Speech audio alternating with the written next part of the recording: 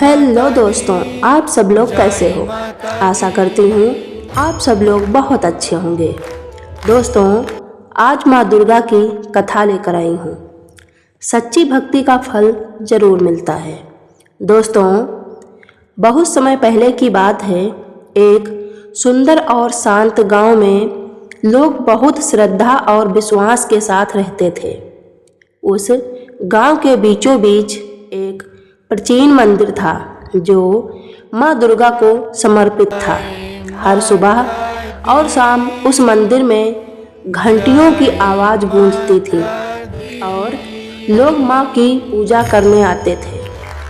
उसी गांव में एक गरीब लेकिन बहुत ही धर्मपरायण लड़की रहती थी।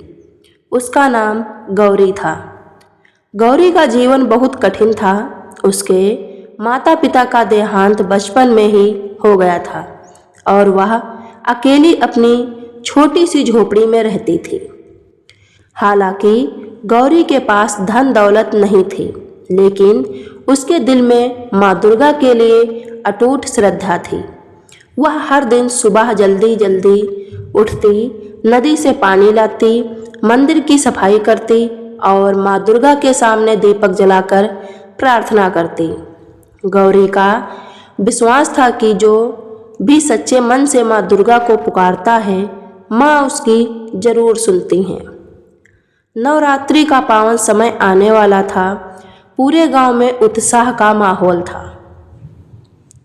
लोग मंदिर को सजाने लगे थे। घर घर में भक्ति के गीत गूंज रहे थे और हर कोई माँ दुर्गा की पूजा की तैयारी कर रहा था। गौरी ने भी मन ही मन निश्चय किया कि इस बार वह पूरे 9 दिनों का व्रत रखेगी और पूरी श्रद्धा से माँ दुर्गा की आराधना करेगी। नवरात्रि का पहला दिन आया। सुबह सूरज की पहली किरण के साथ ही गौरी मंदिर पहुंच गई। उसने मंदिर की सफाई की, फूल सजाए और माँ दुर्गा के सामने दीपक जलाकर प्रार्थना की। दिन बीतते गए और गौरी लगातार 9 दिनों तक व्रत रखकर पूजा करती रही। वह दिन भर भूखी रहती, लेकिन उसके चेहरे पर कभी भी थकान या शिकायत नहीं होती। गांव के कुछ लोग उसकी भक्ति देखकर हैरान होते थे। कुछ लोग उसका मजाक भी उड़ाते थे। वे कहते, तुम इतनी गरीब हो, माँ दुर्गा तुम्हारी क्या मदद करेंगी। लेकिन गौरी हमेशा मुस्कुराकर कहती, माँ दुर्गा सबकी सुनती है, बस सच्चे मन से पुकारना चाहिए। नवरात्रि का 7वां दिन था। उस दिन गौरी मंदिर से लौटकर अपनी झोपड़ी में बैठी थी। तभी अचानक उसके दरवाजे पर किसी ने दस्तक दी। गौरी ने दरवाज़ा खोला तो देखा कि बाहर एक बूढ़ी महिला खड़ी है। वह बहुत थकी हुई और भूखी लग रही थी। बूढ़ी महिला ने धीमी आवाज़ में कहा, बेटी, मैं बहुत दूर से आई हूँ। मुझे बहुत भूख लगी है। क्या मुझे थोड़ा खाना मिल सकता है? गौरी के पास ज़्यादा कुछ नहीं था। उसकी झोपड़ी में बस थोड़ा सा आटा और थोड़ा सा पानी था। लेकिन उसके बिना सोचे समझे वही आटा गूँथ कर रोटी बनाई और बूढ़ी महिला को खिला दी।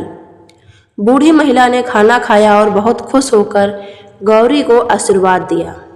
फिर उसने पूछा, बेटी, तुम खुद भूखी हो, फिर भी मुझे खाना क्यों दे दिया?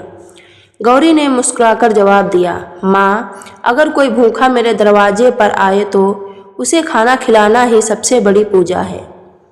बूढ़ी महिला यह सुनकर बहुत प्रसन्न हुई। अचानक ही उस झोपड़ी में एक दिव्य प्रकाश फैल गया। गौरी घबरा गई और इधर उधर देखने लगी। जब उसने सामने देखा तो वह बूढ़ी महिला अब वहाँ नहीं थी। उसकी जगह एक दिव्य और तेजस्वी रूप खड़ा था। वह स्वयं माँ दुर्गा थी। माँ दुर्गा को देखकर गौरी की आंखों में आंसू आ गए। वह तुरंत उनके चरणों में गिर पड़ी। माँ दुर्गा ने प्रेम से गौरी को उठाया और कहा, बेटी, मैं तुम्हारी भक्ति की परीक्षा लेने आई थी।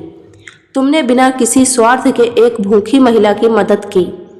तुम्हारी सच्ची श्रद्धा और दया से मैं बहुत प्रसन्न हूँ। माँ दुर्गा ने आगे कहा, आज से तुम्हारे जीवन की सारी परेशानियाँ समाप्त हो जाएंगी। तुम्हारे घर में हमेशा सुख, शांति और समृद्धि बनी रहेगी। इतना कहकर माँ दुर्गा ने गौरी को आशीर्वाद दिया। जैसे ही माँ दुर्गा अदृश्य हुई, गौरी की झोपड़ी एक सुंदर घर में बदल गई। गांव के लोगों ने जब यह चमत्कार देखा तो वे सभी हैरान रह गए। उन्हें समझ में आ गया कि सच्ची भक्ति और दया से माँ दुर्गा हमेशा प्रसन्न होती हैं।